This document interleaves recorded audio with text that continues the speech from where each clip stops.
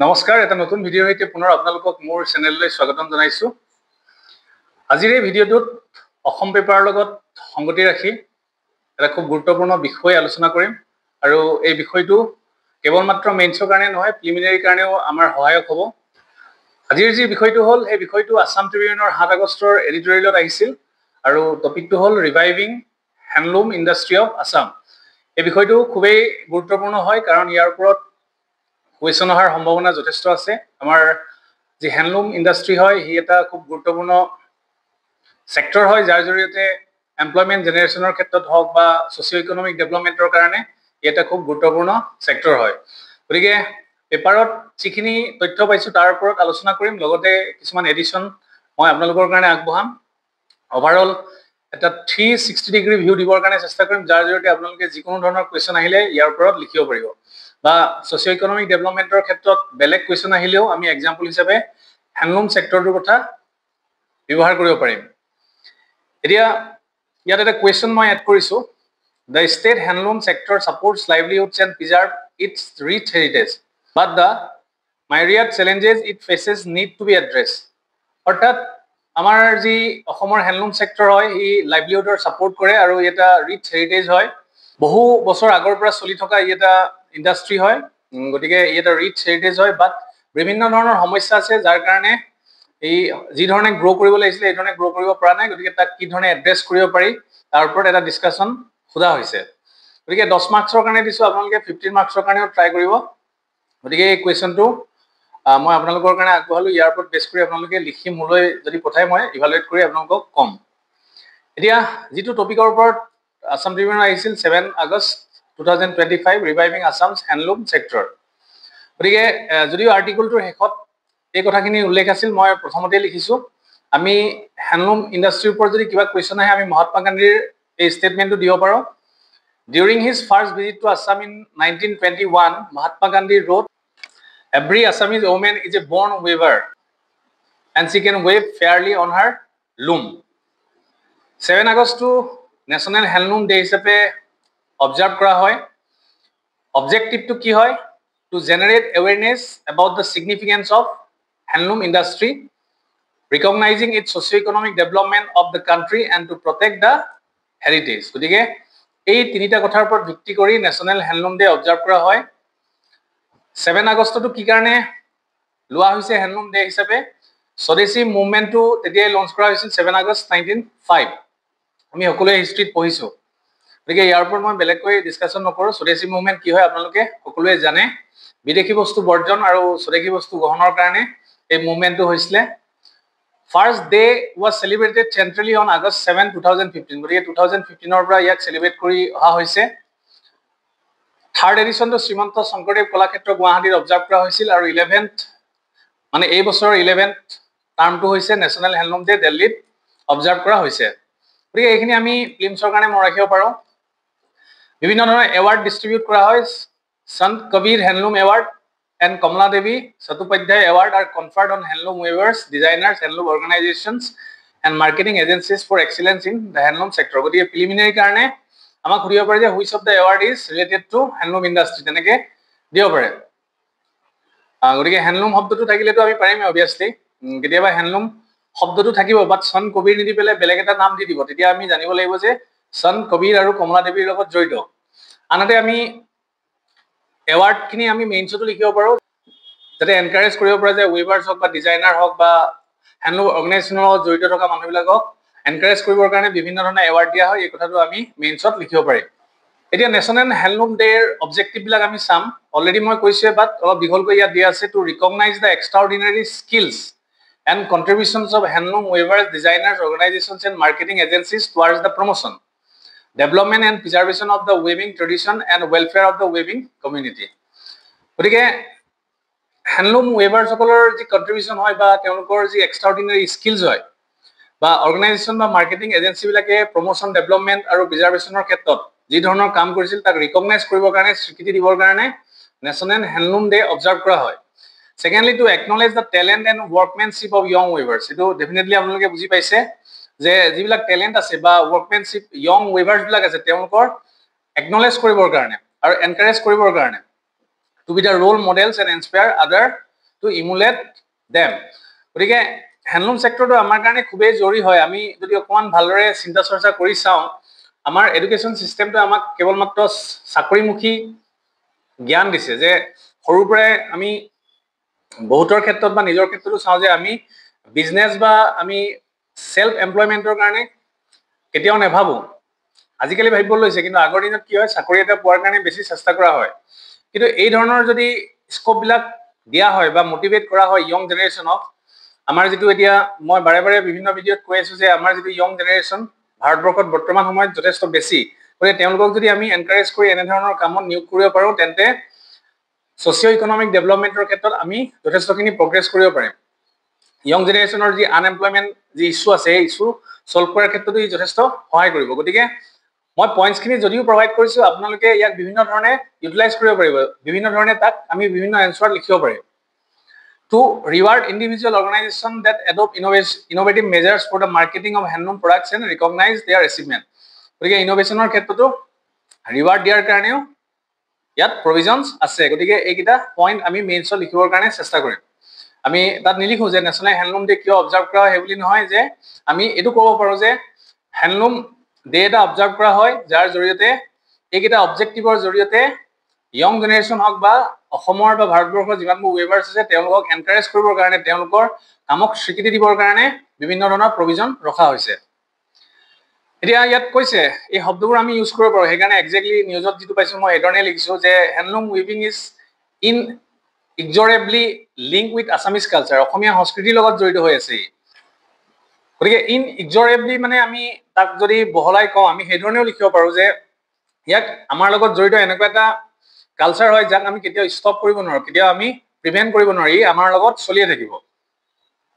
ট্ৰেডিশনালি weaving has been a way of life in the state এটা খুব ধুনীয়া sentence হয়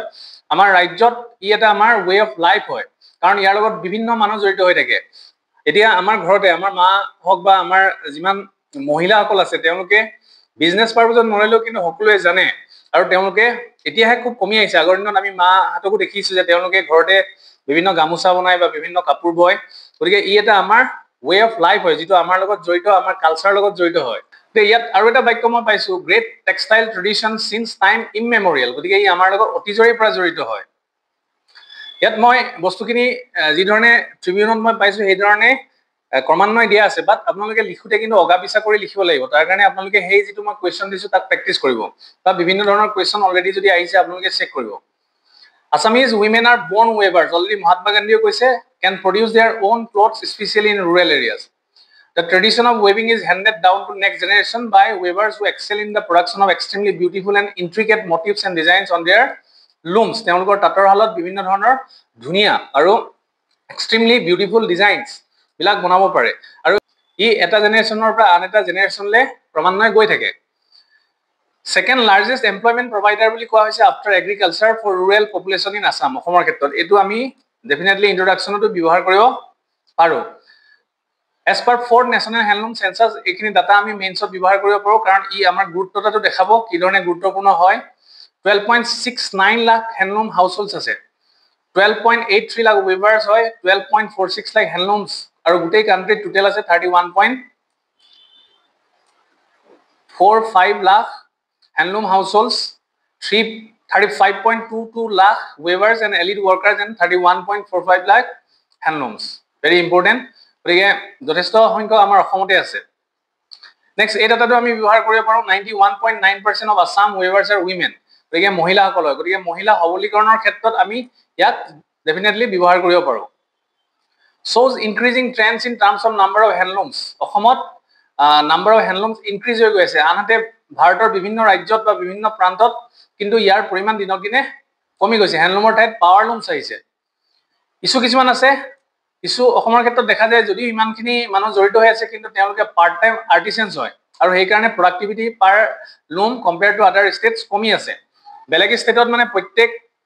হ্যান্ডলুমৰ ক্ষেত্ৰত যিমান ধৰণৰ প্ৰডাক্টিভিটি হয় অসমৰ ক্ষেত্ৰত কমি আছে কাৰণ পাৰ্ট টাইম হে ইয়াক কৰি আছে গতিকে আমি তাক যদি ফুল টাইমলৈ কনভাৰ্ট কৰিব পাৰো that will definitely enhance the economic conditions of Assam compound annual growth to খুব কমে বুলি কব পাৰি 2.48% গতিকে এটো আমি ব্যৱহাৰ কৰিব পাৰো পটেনশিয়ালিটি আছে কি কাৰণে পটেনশিয়ালিটিটো আমি চাম unmet availability of raw materials আনৰ লগত তুলনাই নহয় এনেকুৱা ধৰণৰ raw materials আছে All 4 varieties of silk, muga, eri, mulberry and tosar ekhini poa jay. During the fiscal year 2023-24, 165.24 million ton of muga, 4063 million ton of eri and 12.90 million ton of mulberry silkwear produced. Nextly, third largest producer of jute hoy etu ami মই ৰাখিব পাৰোঁ ফিল্মছৰ কাৰণে আৰু ইয়াতে add কৰিব পাৰিম mention কি কাৰণে ফাইবাৰৰ ক্ষেত্ৰত আমি ইয়াক ব্যৱহাৰ কৰিব পাৰিম huge opportunity due to abundance of natural fibre such as ramie pineapple banana etcetera GI registered product কিছুমান আছে আমাৰ মুগা গামোচা বড়ো এৰিছিল বড়ো আইটেমছ কিছুমানটো জিআই টেগ আছে এইটো যদি শুদ্ধ উচ্চাৰণ হয় জমগ্ৰা হ'ব পাৰে আপোনালোকে মোক কাৰেক্ট কৰিব যদি ভুল হৈছে দখনা আৰু gamosa high variety of unmatched natural flora and fauna আমি সকলোৱে জানো অসম কি ধৰণে বিভিন্ন ফ্লোৰা এণ্ড ফৌনাৰে কি ধৰণে ভৰপুৰ হেতু আমি আগতেও আলোচনা কৰিছো হাৰ্বছ এণ্ড লিভছ আছে নেচাৰেল ডাইং ইনগ্ৰেডিয়েন্ট হয় যিবোৰ অন নেচাৰেল ফাইবাৰছ ইউজিং ইন্ডিজিনাছ নলেজ আমাৰ যি ইন্ডিজিনাছ নলেজৰ ওপৰত বেছ কৰি আমি তাক ডাইং ইনগ্ৰেডিয়েন্টছ হিচাপে ব্যৱহাৰ কৰিব পাৰো চ্যালেঞ্জেছ বিলাক আছে চ্যালেঞ্জেছবোৰ আমি জানিব লাগিব আটাইতকৈ সাংঘাতিক এটা চিন্তাজনক চ্যালেঞ্জ হ'ল যে পাৱাৰ লুমৰ পৰা কম্পিটিশন আহিছে যেনেকৈ বেলেগ বেলেগ এতিয়া আমাৰ অসমৰ ক্ষেত্ৰত অসমৰ গামোচা বেলেগ পাৱাৰ লুমত বনোৱা হয় আসলে তাৰ কাৰণে আমি হে আগতে যি ধৰণে স্বদেশী মুভমেন্ট কৰিছিলো এতিয়া আমাৰ মনত হে বস্তু থাকিব লাগিব যে আমি অসমৰ বাহিৰৰ প্ৰডাক্টবোৰ ব্যৱহাৰ নকৰো আমি নিজৰ প্ৰডাক্টে ব্যৱহাৰ কৰাৰ ক্ষেত্ৰত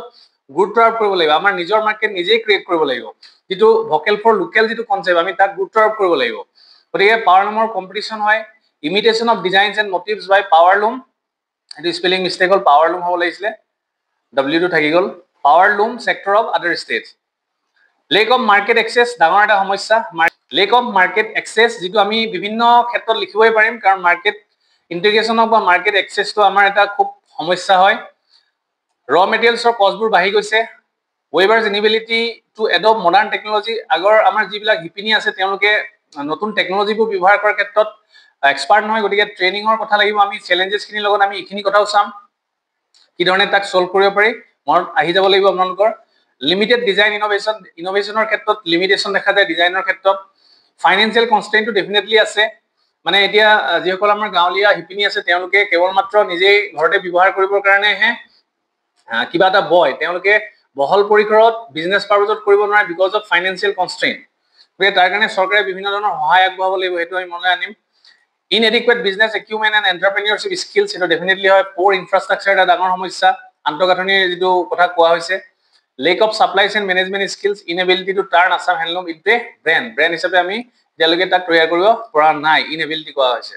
গতিকে এইখিনি খুব সুন্দৰকৈ দিয়া প্ৰতিটো চ্যালেঞ্জে যে খুব গুৰুত্বপূৰ্ণ হয় আমাক এইকিটা চ্যালেঞ্জৰ বাহিৰে আমি লিখিব লগা বেলেগ কথা নাথাকে নেক্সট আমি এই পইণ্টটো আমি এড কৰিব পাৰো নেক্সট এক্সপ্লইটেশন অফ মিডলম্যান টা দিয়া আছে মিডলম্যানৰ এক্সপ্লইটেশন ডেফিনেটলি এতিয়া হৈ থাকে গতিকে এই বস্তুটো আমি ইন্ট্ৰোডাকশনত ব্যৱহাৰ কৰিব পাৰো যে এট প্ৰেজেন্ট চৰকাৰে যেটো লাষ্ট বহাগ বিহু হৈ গৈছে বহাগ বিহু গামোচা বিভিন্ন ব্যক্তিক চিফ মিনিষ্টাৰ বিহু গিফ্ট হিচাপে দিছিল লিডিং এণ্ড ডিস্টিংগুইশ সিটিজেন য'ত 10 লাখ পিসেস অফ আসামিজ গামোচা মোৰ দেন 10 লাখ গতিকে অসমৰ হিপিনিয়ে বই পেলাই দিছিল যেটো আমাৰ কাৰণে এটা এক্সাম্পল হ'ব পাৰে এটো আমি ইন্ট্ৰোডাকশন হিচাপে ব্যৱহাৰ কৰিব পাৰো নিড ফৰ গভৰ্ণমেন্ট ইন্টাৰভেনশন প্ৰয়োজনীয়তা আছে কি ধৰণৰ ষ্টেপ ল'ব লাগিব গভৰ্ণমেন্ট ইন্টাৰভেনশন লাগিব এতিয়ালৈকে কোন ধৰণৰ পাৰফেক্ট পলিসি নাই মাল্টিফেচেটেড এপ্ৰোচ লাগিব শব্দবোৰ মই একাৰণে লিখিছো ইয়াত এইকিটা শব্দ বহুত জৰুৰী হয় Government support and industry collaboration is the need of the hour. Very important. A comprehensive handloom policy and its effective implementation can address the challenges. গতিকে comprehensive handloom policy লাগিব সকলোখিনি কথা বিবেচনা কৰি পেলাই কিছুমান বস্তু মই ইয়াত এড কৰিছো ওয়েবসাইটৰ পৰা মই ইমানখিনি পইণ্ট কৈ নাযাওঁ আপোনালোকে ইয়াত ধুনীয়াকৈ পঢ়িব পাৰিব and I will send this PDF to my Telegram link. তথাপি অলপ কৈ গৈছো এখিনি ফিল্মছৰ কাৰণে জৰুৰী হয় বাট মেইনছৰ কাৰণেও আপোনালোকে ইয়াৰ পৰা যিখিনি কথা পাব সেইখিনি আপোনালোকৰ লিখাত ব্যৱহাৰ কৰিলে বস্তুটো বেছি সুন্দৰ হ'ব এতিয়া মিছন আৰু ভিজনছখিনি চাব to increase productivity with high end quality to keep pace with the global fabric market এটো খুব ধুনীয়া এটা পইণ্ট আমি ইভেন লিখিব পাৰো ওয়ে ফৰৱাৰ্ডৰ ক্ষেত্ৰটো ফাংচন এণ্ড অবজেক্টিভ বিলাক আমি মন ৰাখিম এটো আমাৰ ফিল্মছৰ কাৰণে জৰুৰী হয় Planning and implementation of scheme for development of handloom infrastructure development লাগিব গতিকে এখিনি আমাৰ ইস্যু হিচাপে আমি ব্যৱহাৰ কৰিব পাৰো যে poor infrastructure poor financial management improper regulatory mechanism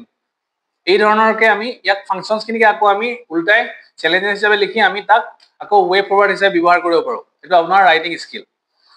major works of the department আছে স্কিল ডেভেলপমেণ্ট লাগিব, production of handloom fabric, design development লাগিব, মাৰ্কেটিং এছিষ্টেণ্ট লাগিব, ৱেলফেয়াৰ স্কিমছ লাগিব, research and development, public exhibition. গতিকে এইখিনি লাগিব। চৰকাৰে এইখিনি কৰিছে নাই তাৰ ওপৰত বেছ কৰি মই কিছু তথ্য আগবঢ়াইছোঁ, আপোনালোকে নিজেই পঢ়ি যাব, কাৰণ ইয়াত খুব চিম্পল ৱেত দিয়া আছে। যেনেকৈ নেশ্যনেল হেণ্ডলুম ডেভেলপমেণ্ট প্ৰগ্ৰেম এটা আছে, তাৰ ওপৰত দিয়া আছে কি ধৰণৰ ষ্টেপ লোৱা হৈছে, ইণ্টিগ্ৰেট কৰা হৈছে, গোটেইখিনি কম্প্ৰেহেনচিভ স্কিমবিলাকক একেলগে লগ খোৱা হৈছে, এমালগেমেটিং কৰিছে। কি আছে integrated handloom development scheme, comprehensive handloom development scheme আৰু integrated skill development technology upgradation, এই গোটেইকেইটাকে একেলগে মিলাই নেশ্যনেল হেণ্ডলুম ডেভেলপমেণ্ট প্ৰগ্ৰেম এটা কৰা হৈছে। বেছিক কনচেপ্টটো চাব, এইটো আপোনালোকৰ মেইনছত ব্যৱহাৰ কৰিব পাৰিব।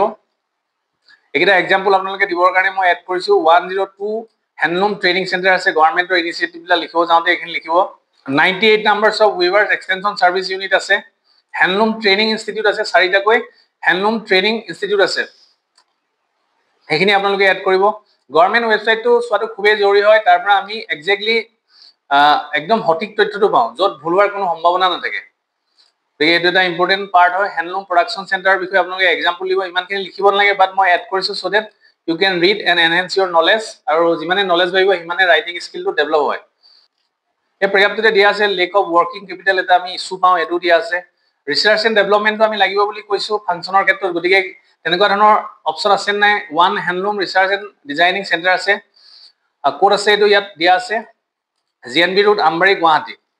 পাব্লিচিটি এণ্ড এক্সিবিশ্যনৰ ক্ষেত্ৰত যিখিনি আছে মই অলৰেডি পঢ়িলোঁ, বাট মই লাইন বাই লাইন কৈ নাযাওঁ। এইখিনি কিন্তু আপোনালোকে গোটেইটো নিলিখিলেও ইয়াৰ পৰা আপোনালোকে ৱে ফৰৱাৰ্ড হিচাপে ব্যৱহাৰ কৰিব পাৰিব, খুব ধুনীয়াকৈ দিয়া আছে।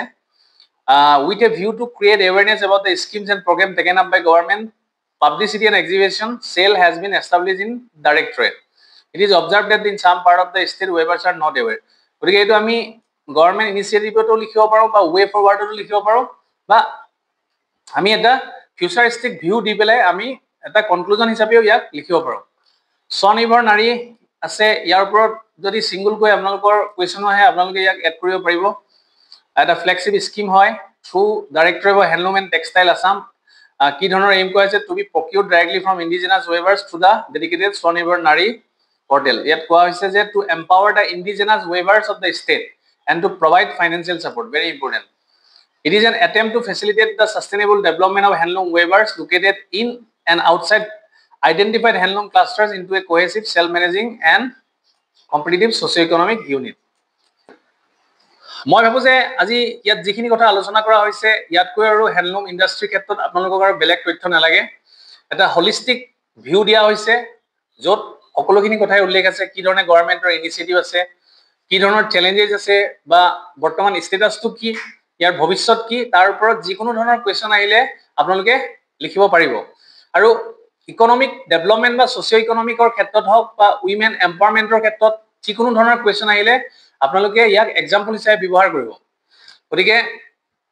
এই যিটো টপিক হয়, এই টপিকটো আগন্তুক মেইনছৰ লগতে প্ৰিলিমিনাৰীৰ কাৰণে খুবেই জৰুৰী হয়। আশা কৰিছোঁ আজিৰ ভিডিঅ'টোৱে আপোনালোকক যথেষ্ট উপকৃত কৰিব। আকৌ এটা নতুন ভিডিঅ'ৰ সৈতে পুনৰ লগ পাম। পঢ়ি থাকক, সময় নষ্ট নকৰিব। আকৌ এটা নতুন ভিডিঅ'ত লগ পাম। নমস্কাৰ।